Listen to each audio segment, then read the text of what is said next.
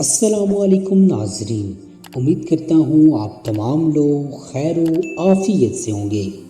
ہمارا آج کا ٹاپک اونٹ کے گھٹنوں کی طرح گڈھے پڑ گئے۔ امام اعظم حضرت امام ابو حنیفہ روزانہ شب 300 نوافل ادا فرماتے تھے۔ ایک دن آپ بازار سے گزر رہے تھے کہ ایک عورت نے دوسری عورت کو سرگوشی کرتے ہوئے کہا کہ یہ شخص روزانہ رات کو 500 نوافل ادا کرتا ہے۔ آپ نے اس کی یہ سرگوشی سن لی اور عہد کر لیا کہ اب میں روزانہ 500 نوافل ادا کیا کروں گا۔ پھر آپ نے اپنی عادت بنائی کہ روزانہ رات کو 500 نوافل ادا فرمانے لگے۔ کچھ عرصہ گزرنے کے بعد آپ ایک مرتبہ پھر بازار سے گزر رہے تھے۔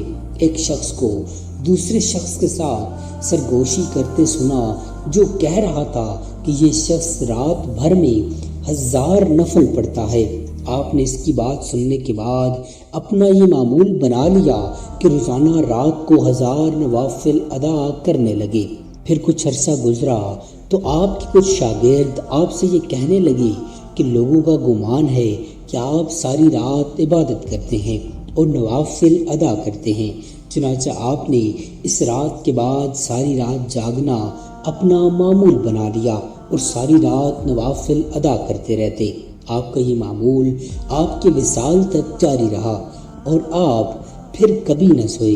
دن کے وقت آپ یہ حسب معمول طلباء کو درس دیتے اور لوگوں کو فقہی مسائل بیان کرتے، جبکہ عشاء کی نماز سے فجر کی نماز ادا کرنے اور ساری رات نوافل ادا کرتے رہتے، یہاں تک کہ طویل سجدوں کی وجہ سے آپ کے گھٹنوں میں اونٹ کے گھٹنوں کی طرح گڈھے پڑ گئے۔ امید کرتا ہوں آپ کو ہماری آج کی ویڈیو پسند آئی ہوگی۔ مزید ایسی انفارمیٹیو ویڈیوز دیکھنے کے لیے چینل کو سبسکرائب کر لیجئے۔